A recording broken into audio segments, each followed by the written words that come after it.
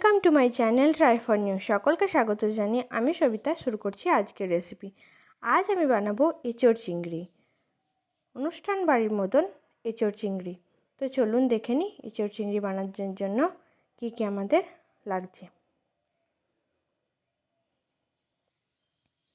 প্রথমে আমি নিয়ে নিয়েছি এঁচোড়গুলোকে এভাবে করে কেটে নিয়েছি আর গরম জল করতে বসিয়ে দিয়েছি। জলের মধ্যে এঁচোড়গুলোকে দিয়ে দিচ্ছি।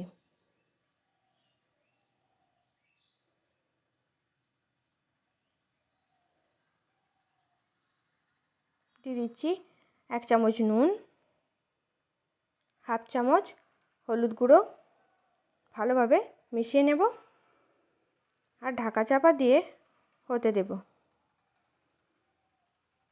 10 মিনিট পরে আমি ঢাকাটা খুলে নেব আর একটু চেক করে নেব যে এঁচোড়গুলো সেদ্ধ হয়েছে কিনা।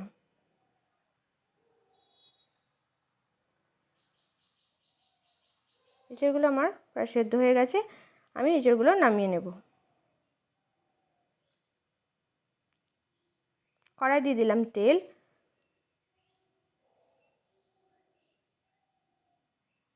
তেলটা গরম হয়ে গেলে আমি দিয়ে দিচ্ছি আলুগুলোকে আমি ডুমো ডুমো করে কেটে নিয়েছি আর ভালোভাবে আলুগুলো নেড়ে চেড়ে আমি গোল্ডেন করে ভেজে নেব।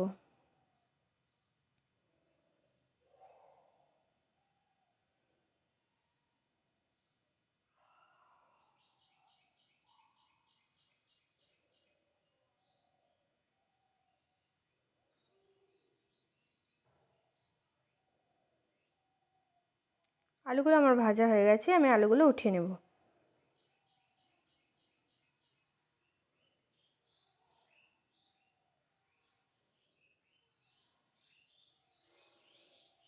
তেলটা কিছুটা কমিয়ে নেব আর এর মধ্যে আমি নুন হলুদ মাখিয়ে রেখে দিয়েছিলাম চিংড়ি মাছগুলোকে। এবার চিংড়ি মাছগুলো ভেজে নেব।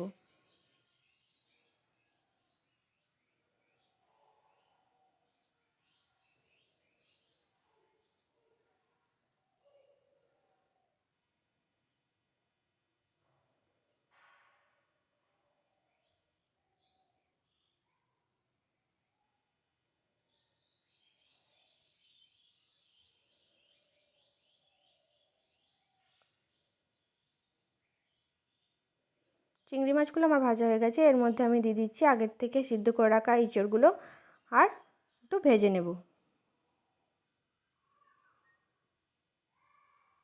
ভাজা হয়ে গেছে, এরপর নামিয়ে নেব। কড়াই দিয়ে দিচ্ছি তেল আর তেলের মধ্যে দিয়ে দিচ্ছি গোটা গরম মশলা আর শুকনো লঙ্কা,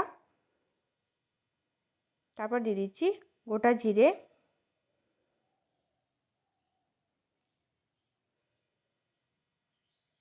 এরপর রসুন থেতো করে রেখেছিলাম সেই রসুনটা আমি দিয়ে দিলাম আর কিছুক্ষণ ভাজবো। তারপর দিয়ে দেবো পেঁয়াজ কুচি।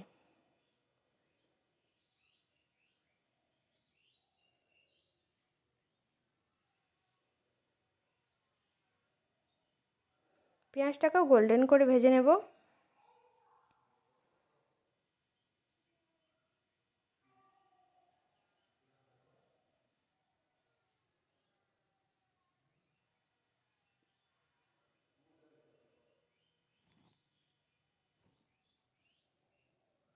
এরপর দিয়ে দিচ্ছি টমেটো কুচি,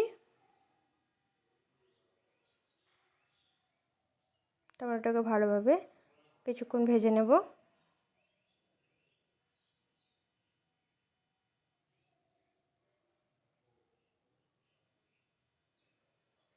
এরপর দিয়ে দিচ্ছি আদা ধনে জিরে শুকনো লঙ্কা পেস্ট।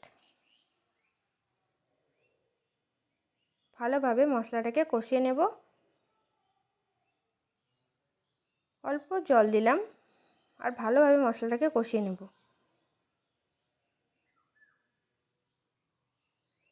এরপর দিয়ে দিচ্ছি কাশ্মীরি রেড চিলি পাউডার আর হলুদ গুঁড়ো দিয়ে ভালোভাবে মিশিয়ে নেব।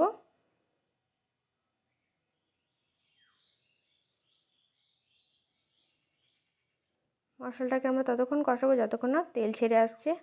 সামান্য সামান্য জল দিয়ে ভালোভাবে মশলাটা কষিয়ে নেব যাতে এর কোনো কাঁচা গন্ধ না থাকে। তো মশলাটা আমার প্রায় কষানো হয়ে গেছে। এর মতো অবস্থায় আমার ভেজে রাখা আলু, চিংড়ি মাছ আর এঁচোড়গুলো আমি দিয়ে দেব। ভালোভাবে মশলার সাথে মিশিয়ে নেব আর মিনিট 5-7 ধরে ভালোভাবে এভাবে কষাবো।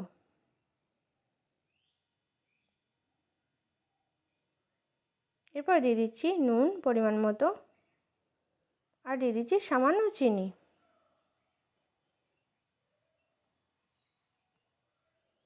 ভালোভাবে মিশিয়ে নেব। মশলাটা তলায় ধরে আসলে সামান্য জল দিয়ে আবার কষাতে থাকবো।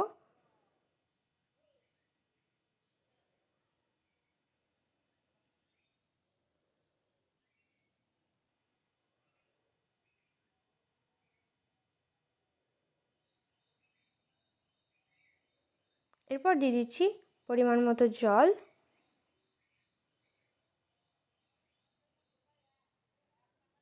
আর জল দিয়ে ভালোভাবে মিশিয়ে নেব। তারপর ঢাকা চাপা দিয়ে দেব আর ঢাকা চাপা দিয়ে হতে দেব 10 থেকে 12 মিনিট। তো 10 থেকে 12 মিনিট পরে আমি একটু চেক করে নেব এঁচোড় আর আলুগুলো সিদ্ধ হয়েছে কি না। আমার এঁচোড় আর আলু একদম সিদ্ধ হয়ে গেছে। এরপর দিয়ে দিচ্ছি গরম মশলা, ভালোভাবে মিশিয়ে নেব আর দিয়ে দিচ্ছি 2 চামচ ঘি।